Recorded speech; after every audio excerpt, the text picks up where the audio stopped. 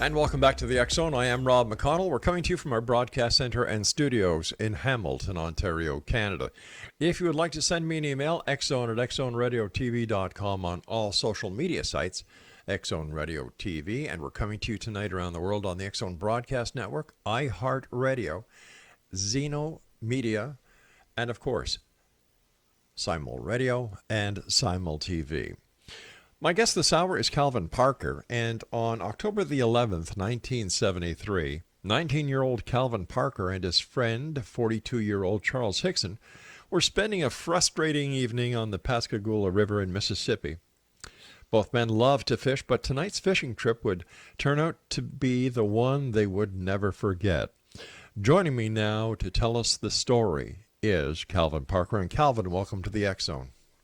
Thank you. Good to be here. Calvin, what happened on the night of October the 11th, 1973? But before you tell me, I can fully understand how frustrating fishing can be at times. Well, I know I do it on a regular basis, too. We had just got off work, and for an October night, it was hot that day. It was probably in the 90s, 100-degree humidity. So we decided to go fishing and just kind of cool down for a little bit. We went to Charlie's house, picked up the fishing equipment, left, and drove over to Pascagoula to the old Shaw Peters shipyard, which used to be a grain elevator there, that when they'd unload the grain, the fish would come up and eat the grain, and that was a pretty easy target, we thought. Yeah. But that was the first time I had been there. But anyhow, we got there and we unloaded the car and we walked through a lot of debris. It had been flooding. The river had got up and it washed all this debris up on the banks and all. And I was thinking to myself, why don't they clean this mess up? But Charlie had told me later that the flood water brought all this stuff in from different places. And it was really a mess. So time we walked down there, it was a good 15, 20-minute walk, just struggling through the trash and the debris and the marsh grass. We got there and we sat down and we started fishing. And I was looking over across the river, and there was a big Coast Guard cutter, and it was made out of steel. And I was thinking to myself, I wonder how all this floats. This thing's made out of steel, you know, it's hard to believe that steel floats. Well, about the time I was thinking that, I seen some lights from behind me coming across the water. It was kind of a blue, hazy looking light. And I thought, yeah, we're trespassing. Charlie done got us in trouble because we down here at an abandoned shipyard, not supposed to be here fishing. And it did have a no trespassing sign up. So I stood up and turned around and looked, and immediately I seen it wasn't the law there. It was some kind of craft, but the lights opened up then. It was a real bright blue looking light. It was almost so bright it was blinding. And it was just shocking, you know, when I first seen it. And I looked around to see if I could find a place to run or get away from it. And there was water on the left, water on the right, and of course there was water in the front. There was a lot of debris in the water right there where the old pier had been falling in. But it wasn't just a second. It was 3 beings of some kind. And they was probably halfway to us before I could make out anything about them because the lights were so bright, you know, you just squinching your eyes. But 2 of them come up, and 3 of them came up. 2 of them got a hold of Charles Hickson, and 1 got a hold of myself. And immediately, when they grabbed my arm, I don't know about his, but immediately I just got relaxed. It was like they gave me some kind of injection. Oh, no. So, yeah, I mean, but, you know, it took the fear away, so that helped because it was kind of scary right there for a minute. So when they grabbed the arm, I just immediately relaxed. But I was levitated up, and the only thing I could do was think, how does this keep from breaking my arm off? But we went back across this trash. We was floating probably 2 foot off the ground, and we just cruised across the top of this trash and all. And I couldn't see Charlie because I couldn't turn my head. I couldn't do nothing but just look straight ahead. So you were kind of paralyzed. I was paralyzed, Wow. yes, sir.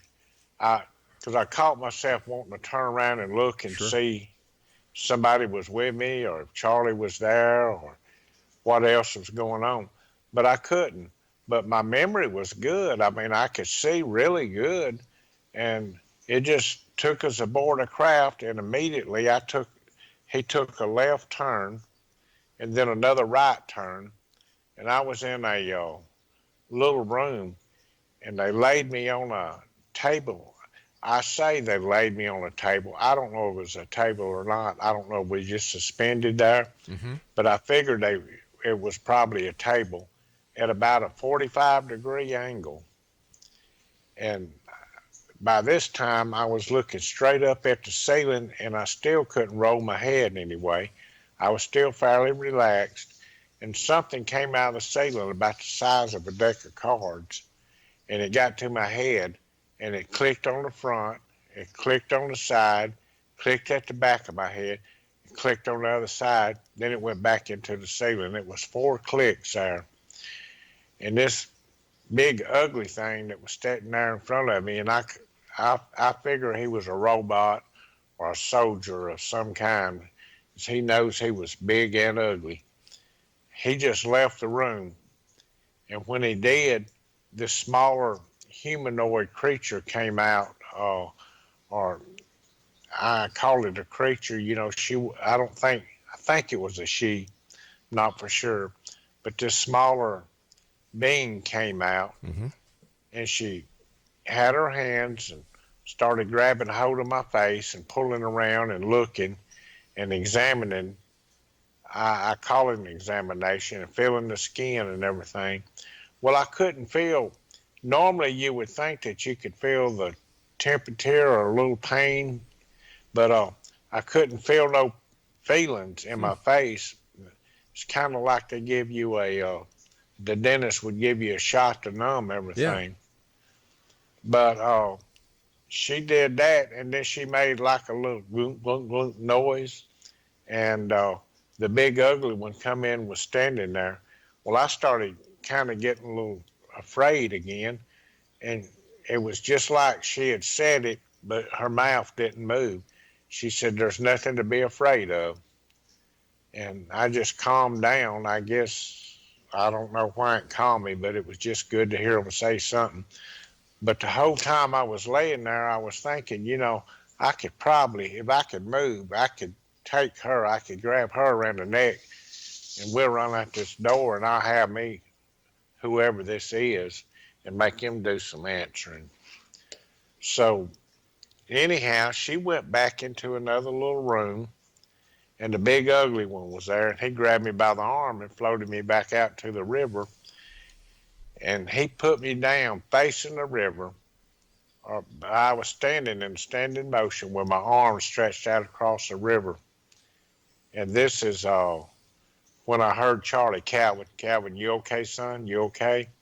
And I heard that plane, and I turned around to look to see what was happening. Well, they was already on their way back to the ship and got into the ship, I mean, just in a few seconds there.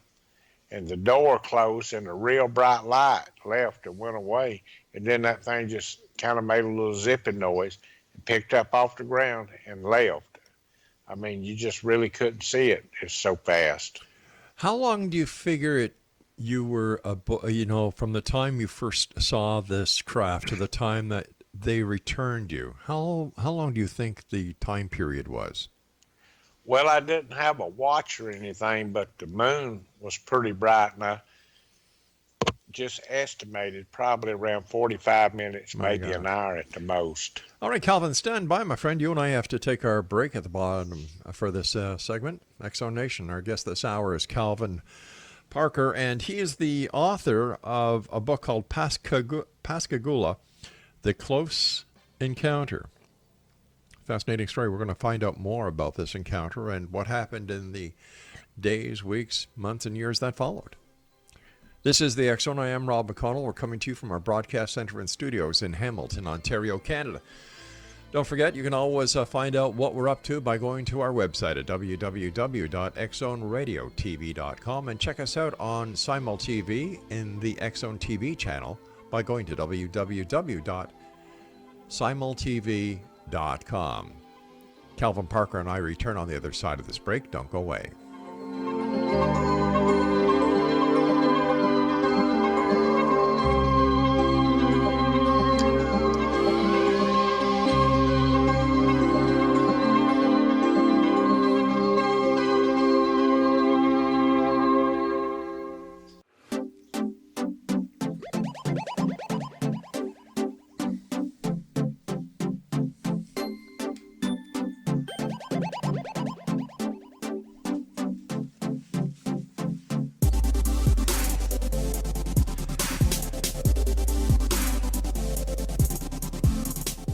We're going back in time for a few minutes, X Zone Nation. We're going back to October the 11th, 1973, when our guest this hour was 19 years old. He was fishing with his buddy, and his name is Charles Hickson. Something very strange, unusual happened, as you heard in the first segment. Now, Charles, when we last left, you told us that you estimated that the time from the entire encounter was about 45 minutes. Now, what happened when you came to and Charles was there? What did you guys do? Well, first thing Charlie wanted to do, he said, well, we got to go tell somebody. The first thing we did, we sat down and tried to collect our thoughts for a minute because, we was both pretty shaken up. Right. And then Charlie said, well, we got to go tell somebody. I said, no, I don't believe we need to tell nobody nothing. Let's just kind of keep this to ourselves. We'll go home, we'll get up in the morning, we'll go to work because people's not going to believe it. And their markets is crazy and we'll both be run out of the whole city here. So he said, well, we got to tell somebody. I said, well, we'll think about it, but I'm not telling nobody. I'm denying the whole thing if you tell anybody, Charlie. So we got up, gathered up our fishing equipment and made our way back to the car. And immediately when we got to the car, I noticed the window on the passenger side was shattered. But it was in place, but it was shattered, just being held in place. Huh. And I'm thinking, boy, this is bad here because that was a brand new car and I didn't like that. So Charlie went to open the door and the window fell out, or he might have knocked it on out to get in there or something. But anyhow, the window fell out. We got into the car. We was having a lot of trouble cranking it. Eventually, we got it cranked. And I went to pull out. And we got back up on Highway 90 and went toward a little store that had a payphone. He said, we got to call somebody. He said, I'm going to call Keesler. I'm not going to tell them who we are, but I'll call Keesler. I said, well, do not tell them who we are or nothing. Now, who's Keesler? Keesler is the Air Force Base in Biloxi. Okay. So anyhow, he got out and we found a couple of dimes because there weren't no cell phones in. We didn't have a watch or nothing. All we had was a dime for the payphone. Right. So he called them up and they told him, look, we don't deal with this stuff no more. There's no more Project Blue Book. There's no more investigating UFOs. You need to call the local authorities. So he hung the phone up. And if I had known he was just going to call the local authorities in, I would have pulled off and left him at the phone. But Charlie went ahead and dropped a dime. I was sitting in the car and called the sheriff department. So they told him for us not to leave, just to sit there till they got there. Because they figured, they got two drunk rednecks over here just dreaming up a story. So when they pulled up, there was two of them pulled up in the car. One went to each side of the car, and they looked in the car. Then they asked us to step out. Well, they did a sobriety test, where you jump up and down on one foot, bend Yep. over backwards and touch your nose. Yep. We went through all that. I felt like a fool out there jumping up and down. But they decided we were sober enough to drive because he said, get in your car and follow us to the sheriff's department. So we got in our car and we started following them back to the sheriff's department. Well, I told Charlie, I said, you idiot, I thought we had talked about this. I don't want to, I didn't want to tell nobody. We got to tell somebody. We got to. Right. So anyhow, when we got to the sheriff's department, they got us out of the car. They took him in one room and they took me into another room. And at that time, they started interrogating him separate than what they was interrogating me. And I mean, there was an interrogation there. And they even told me, look, if this is a hoax, you're going to spend a lot of time in jail. Well, I was 19 years old. I didn't know the difference in a hoax, or I didn't even know what the hell they was talking about. So they put us in the same room then. And when they put us in the same room, they had a tape recorder, I guess, that they hid in this room. Yeah. And they was taping our conversations. Now, neither one of us knew this recorder was in. And later on, that's what we're going to refer to the secret tape. And they just left us in there by ourselves for a few minutes, and we sat there and talked to each other. Matter of fact, we was both scared to death. And Charlie was handling it better than I was because he done been to North Korea and all, and, kind of trained Sure. for stuff like this. And I hadn't much been off the farm. But anyhow, we talked. In a few minutes, the big sheriff come in, and they walked in there and got something out of the drawer. I didn't see what they had got out, but it was the tape. They went in there and listened to it. So when they got through listening to it, the sheriff come in, he seen him talk to the deputies for a second, and he walked in and he said, y'all can go on home now. So I turned around and I said, Sheriff Diamond, please don't tell nobody about this. I don't want nobody to know. This is, kind of a personal deal. And Charlie said, yeah, we don't want nobody to know. So anyhow, the sheriff said, I'm not in the business of publicity and I'm not telling nobody nothing.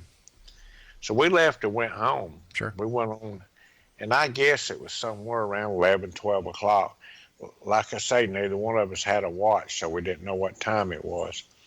I got in, and all the way home, I was worried about being contaminated either with radiation or bacteria or something on my clothes that, I could give to somebody else. And I even brought it up to Charlie 2 or 3 times, and he didn't seem too worried about it. He kept saying, well, we'll just take care of it tomorrow. I thought, well, you're the first. We done killed it. We done wiped out half of Pascagoula here, your family and the sheriff's department and everybody else. But anyhow, we went home. I pulled all my clothes off. I went to my room, pulled my clothes off, put them in a bag, put my shoes in a bag, tied them up, took them outside, threw them in a dumpster, and come back in, took a shower and bleach. So the next morning we got up and went to work. Well, when we went in, I noticed it was more cars at the shipyard. We was working for the F.B. Walker and Son shipyard, and I noticed it was more cars around there than usual. But I didn't think nothing of it. I said, well, they just got something going on. And we went on to our workstations. It wasn't just a few minutes. They sent someone from the office down there to get us, and they said, Calvin Parker and Charles Hickson, y'all need to come to the office immediately. Well, I had that weak feeling in my stomach, and I had met one of my neighbors, and he was actually the foreman. I didn't even know he lived over here, but he was actually the foreman at the shipyard then. And he said, I remember you getting on your hands and knees out in the parking lot throwing up, and I did. So I knew that's how, that he knew I was there. So we went to the office, and they said, we're going to have to do something. These phones is ringing. We can't conduct business in here. What happened? So they went and they had their attorney that was there. And the reason he was there for, I don't know, I guess for press releases and stuff, because they called him and got him in. And we told him what had happened. And the press had got a hold of it. I don't know how, but this place was swarming. So the attorney arranged for us to go to the hospital. Then he arranged for us to go to the Air Force Base to get checked for radiation. First thing we did, though, they loaded us in a patrol car and took us to the hospital. While we was there, they did a pretty thorough examination, took blood and everything.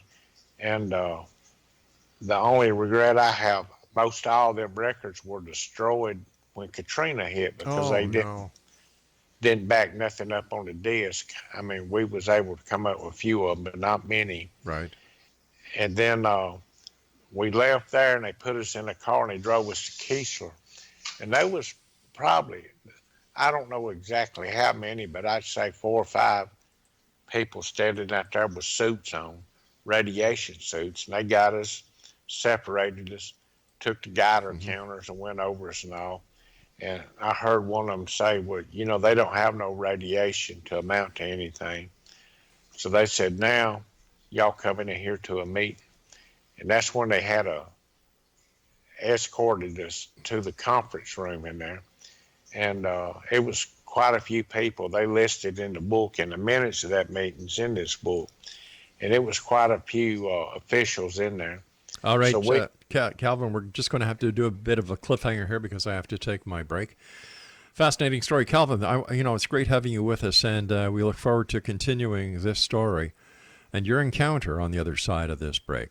Exonation, my guest this hour is Calvin Parker, and he's the author of the new book, Pascagoula, The Close Encounter, and we'll both be back on the other side of this break as we continue here in the X Zone from our broadcast center and studios in Hamilton, Ontario, Canada. Don't go away.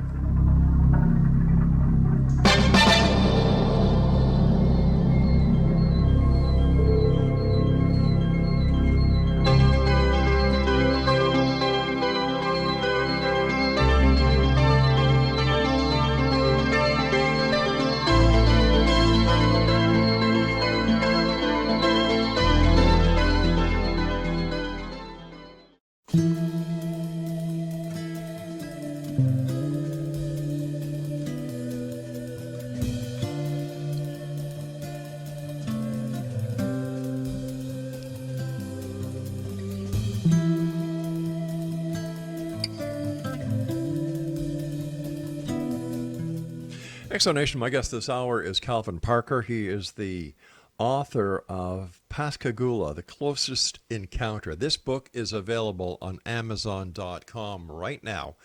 And I must tell you, over the 29 years of doing this show, I've had many people who have claimed to have close encounters, who have claimed to, see Bigfoot or the spectrum. But I must tell you something, listening to Calvin, he's got me right there. You're very believable, Calvin. Well, thank you. And there's one thing in the book, we have so much documentation that it would stand up in a court of law if we was in a trial over it or something. We have a polygraph test, we have voice stress test, we have hypnosis, we have the sheriff's department tapes, and I even had a long hypnosis session with Budd Hopkins, and that was the strangest thing because I never thought he hypnotized me. And then Philip was able to get his hands on the original tape. Right. Bud had died, and David Jacobs was taking care of that, so he called and asked if I'd sign a release for the publisher, and I did. But I knew in '93 that I had went up, and this was a good while. And the reason for going, I was missing some time there, and it was really bothering me. And I knew that Philip had written a book on missing time. Right. Budd Hopkins had written a book on missing times. and I wanted to talk to him, and I knew he was in a conference in Florida, and I knew I could probably. I had a friend with me. We could slip in there, and he could tell him I wanted to see him without nobody seeing me in this conference. Sure. Because I didn't want to be seen. I didn't want to talk to people. Now, before we get to the conference, what happened at the Air Force Base? Oh, they had a meeting, and that lasted probably an hour and a half, and the minutes of that are in the meeting. And believe it or not, I hadn't even completely read all that part myself. Philip just injected them in. But when they got through, they said, they didn't say, well, we believe you or we don't believe you. They said, why don't y'all go on and we'll be back in touch. Well, that was pretty much the last we heard of them. Okay, so what happened in a nutshell between the time you left the Air Force to the time that you decided that, hey, something is wrong? You read the book or you heard about Budd Hopkins. He was in Florida. What happened in that period of time? Well, John Allen Hynek, Dr. Hynek came down, him and Dr. Harder, and they visited with us a couple of days. And Dr. Harder actually hypnotized Charles Hickson, and they tried me, and he got me in, and they had to bring me back because, I was scared, and he said he didn't want to take the chance. So they spent a couple of days, and when they left, they just told the media outside, because the media was, they was dead on us then. They said, well, if these two men are acting, they should be in Hollywood because they're the best actors I have ever seen. Right. So after that, I pretty much just left and went back to my hometown, Laurel, Mississippi. I didn't care if I had a job or what I had down here. And I did hear from Dr. Hynek one time before. He had called and asked some questions, but he had had such a hard time getting a hold of me. People don't realize cell phones hadn't been around all this time, and the only time you got around the phones when you got to a home phone. And usually you was on a party line, and you had about 6 people listening in. Yeah, I remember those. I know used to we'd leave going out, and you'd see your phone would ring. You had 1 or 2 rings, and you had a certain ring, and they'd have to answer. And then if you picked it up and was going to talk, you'd hear about 7 more clicks picking up, listening in to you. So I didn't like talking that much on the phone. Right. But I did take a call from Dr. Hynek, and we was planning on getting back together again. He said, I really need to talk to you. And then that's the last I heard of him. I don't know what happened. If maybe he got busy. I don't even know when he passed away. So anyhow, we left it at that. And I went home, and then I got another job, started working. And one day I left going fishing, and I told my wife, I said, I'll be back by 3 o'clock this evening. I'm going to the Cat Island. I'm going to do a little bit of fishing, and I'll be back before dark. Well, she fixed me a lunch, and I got in the boat, and I left. It's about an hour trip over there. And when I got there, I remember starting to fish, and it was probably before noon, because I was sitting there thinking about, well, I'll just go ahead and eat my own lunch. And next thing I knew, it was 3 in the morning. And that drove me crazy. Where in the world did this time go to? Exactly. And I woke up, it was around 3 o'clock, and I said, well, I got to get home. So I tried to run in, the best you can at night on that water.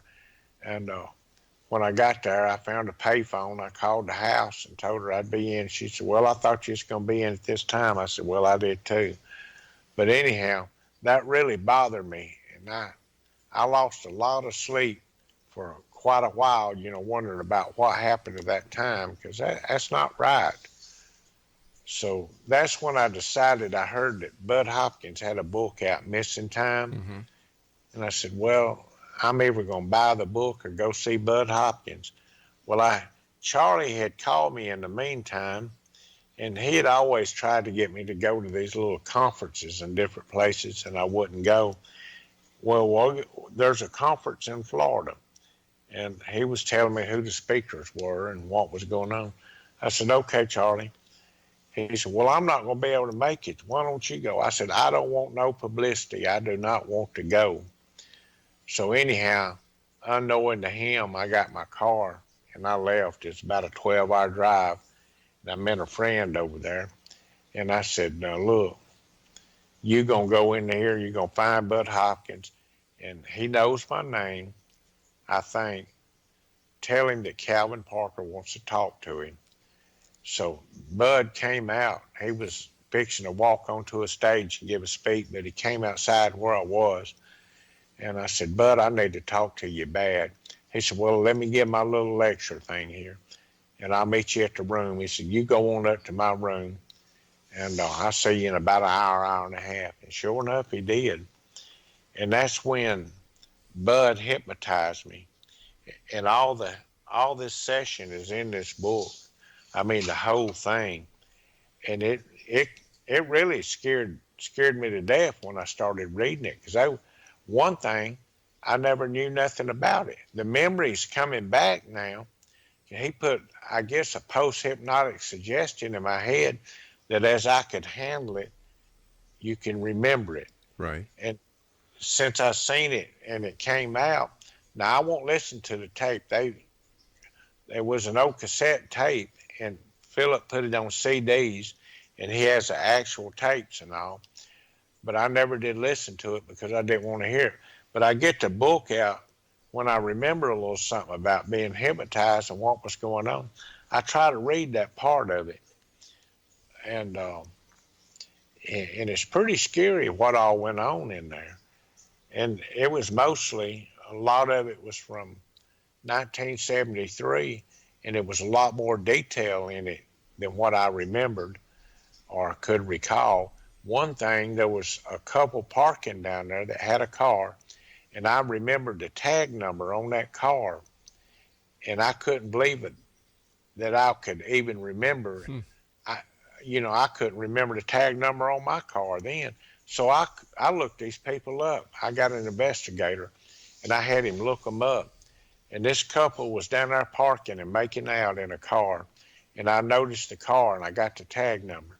Well, they got married just shortly after that, and he recently died, and she's in a nursing home, and I went to see her, and she was an eyewitness to all this.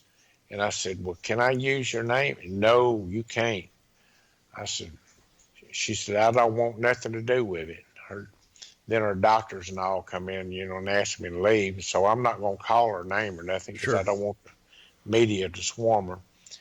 But anyhow, that was really shocking to me to remember her tag number, and I couldn't remember my own. But there's a lot of stuff in this book. Like I say, if it went to court, this book would stand up in court. It's that well documented.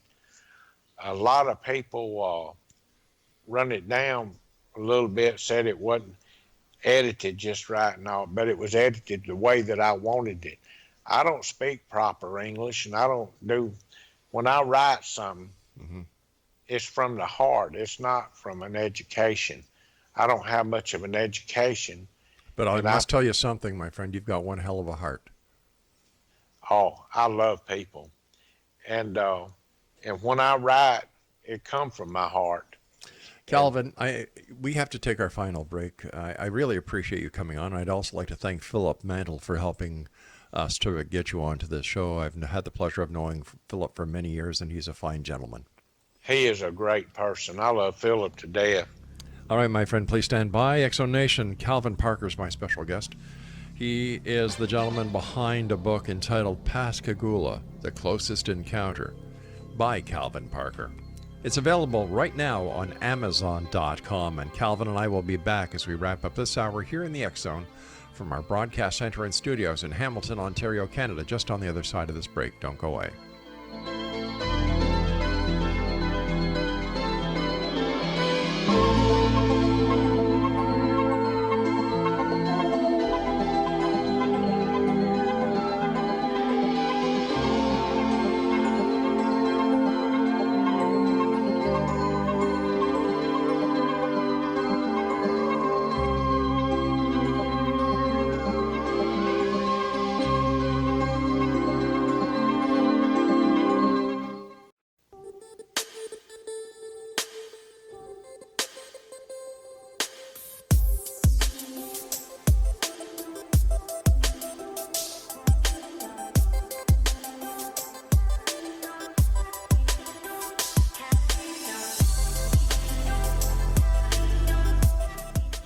Exonation, Calvin Parker is my special guest, and Calvin is the author of Pascagoula, The Closest Encounter. It's available on Amazon.com. And first of all, Calvin, I'd like to thank you so much for coming on the show and sharing your story with us here on the X Zone.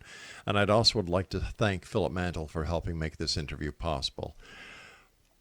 Calvin, what did you learn about your encounter, the missing time encounter? That, we know what happened in the first encounter, going back to, when was it, October the 11th in 73. But what happened in the missing time encounter when you went fishing? Well, when I was fishing, I found out later, I really think that it's two types of beings that's out there. And my first encounter, they seemed to be pretty decent, you know. Right. They seemed to really kind of care a little bit, and maybe it was like an experiment. But the second encounter, the one I had when we was fishing, and they was pretty rough. I mean, that was a terrible, terrible place to be right there. They was more abusive than anything. And I guess that's why that Budd Hopkins put me in where I wouldn't remember it, but just as I could remember it and as I could handle it. But there's things that they did that's just unbelievable to man. And I was wondering what the difference was. But you know, I guess there's a difference in people here on Earth. You know, we got some good people, we got some bad people, and we got some that don't care about nobody. And the last one was more like a experiment than a abduction or anything, or wanting to know. And the first one was kind of, well, there's stuff that we need to get out and need to tell you. Sure. So, why do you think you were chosen? that I don't know. I've asked myself that a many a times. And since that last encounter going back to the island, have you had any experiences or contact with any extraterrestrial since then? Not that I know of. And I really hope I don't no more, but I do feel like that maybe the whole world is fixing to have contact with them. You know, you never know. I think, you know, in order to kind of save this planet, they're going to have to, because they need it as much as what we do. Right. That is so true. We're all part of the same family, kind of. We are. How has your encounter changed the way you look at life? You know, I would really like to know how. I think if this hadn't happened, I'd stayed right there in a small town, had the same job, retired after 25 years, and just been a normal person. But that all changed. I couldn't keep the same job. There's no telling how many jobs I had. When somebody found out who I was, I'd leave. And it was just, you know, just been a solid drift. And finally, I came back to the coast and Mississippi coast, and I bought a house, and then darn it, Katrina didn't come and it flooded. We got 8 foot of water in the house and destroyed everything, but we picked the pieces up and went. Whatever happened to Charles Hickson? He passed away a few years ago. I don't even know the date he passed away, but they say he had heart trouble and he just passed away. But I still see his son every now and then. Actually, his son don't live too far from me, and we don't see each other regular, but we did go fishing a time or two together. I was just going to ask you if you still go fishing. Oh, every day. Really? Most of the time, I wait till about 1 o'clock at night. I love to fish at night. You're out there by yourself. It's nobody bothering you. It's kind of cool. The bugs is gone. And I catch myself about 1, 2 o'clock in the morning, leaving out and coming back at daylight. Do you find yourself looking up to the sky? Every night. When I go out at night, sometimes I lean back and just kind of lazy fish and sit there and just watch the sky and see what goes on and comes. And, you know, you see some pretty neat stuff like shooting stars and all. Yeah. But, you know, I'm just looking for anything. I guess another time, the scariest I ever been, I was on boat, and it was about 9 in the morning. Me and my wife was fishing, and I had laid down on the bench. We have a big, nice pontoon boat, Mm-hmm. and I laid down over and was propped up. She wasn't paying attention, and it was a Goodyear blimp just about 200 foot above her head, and that scared the devil out of us. We didn't have no idea it was there, but you just watch for things like that. And while I'm getting to it, I wanted to thank Philip. You know, we was talking about me putting the book in redneck thing. Philip tried to leave my words the best he could where everybody could understand them, and my spelling and everything. I know I don't use proper grammar or English or anything, but he knew that if he went to changing a lot of stuff, that would turn me off right then, and I'd be out of there. So he left it the best he could, and he straightened it up. And I've seen a couple of people try to ridicule him. That's not Philip, that's me. Philip did an excellent job putting this book together.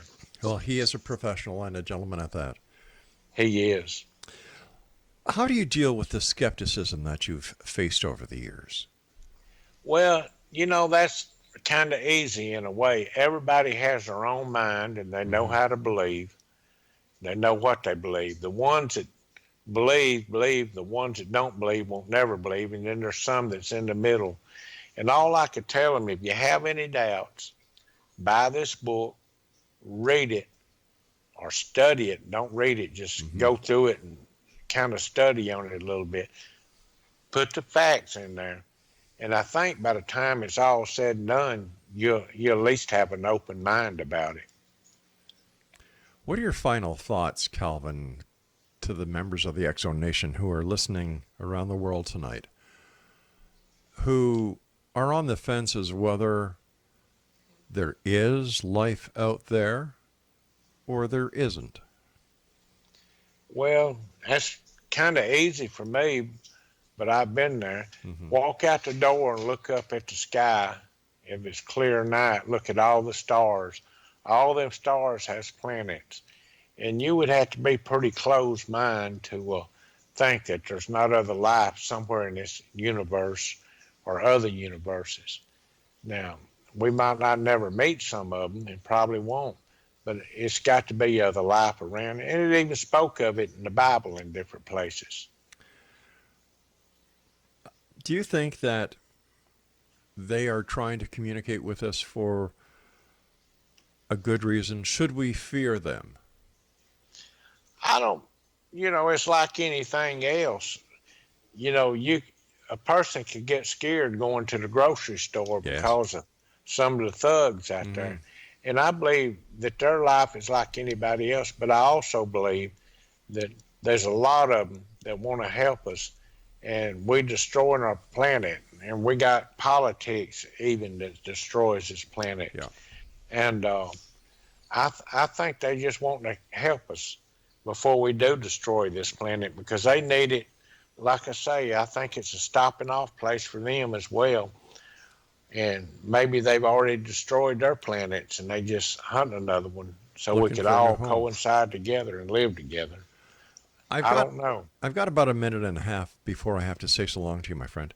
Do you ever dream about these encounters that you've had? Sometime I do, but most of the time I don't. And when I do have dreams, they're not bad dreams. I dreamed one day I was on this first encounter that I was sitting there talking, and we was just going. She was just listening to me, or it was listening to me. Right. And we was just talking about what we needed to do here. Now, I never did get no answer from her. So maybe the human race is just not ready for it. But I think it's getting close. My next question is, why are they putting up a Star War thing for the starships? That's an excellent question. Maybe one day we'll know. Yeah, I think that the government probably knows more than what they're telling us, and they can't. It's kind of like an Orson Welles deal. I remember back when he got on the radio and a fake invasion, but people were in a panic Yeah. and I think the government might have learned a lesson from that. And they're not going to cry wolf and get everybody in a bad panic. Calvin, the time has come, sir, when I must say so long to you. I want to thank you so much again for joining us tonight. It's been a great pleasure talking to you. And I hope that we have the pleasure of having you on the show again someday. That would be great with me. Thank you for having me. It's my great... I've enjoyed it. And as well as I have, sir. And once again, my thanks also go to Philip Mantle for helping make this interview possible. And X Zone Nation, if you'd like to get your very own copy of Calvin's book, it's entitled Pascagoula, The Closest Encounter by our guest, Calvin Parker. It's available on Amazon.com. I'll be back on the other side of this break with the news as we continue here in the X Zone from our broadcast center and studios in beautiful Hamilton, Ontario, Canada. And you're listening to us on the Talkstar Radio Network, X Zone Broadcast Network, Mutual Broadcast Network, iHeartRadio, Simul TV, and watching us on the X Zone TV channel on Simul TV. I'll be back. Don't go away.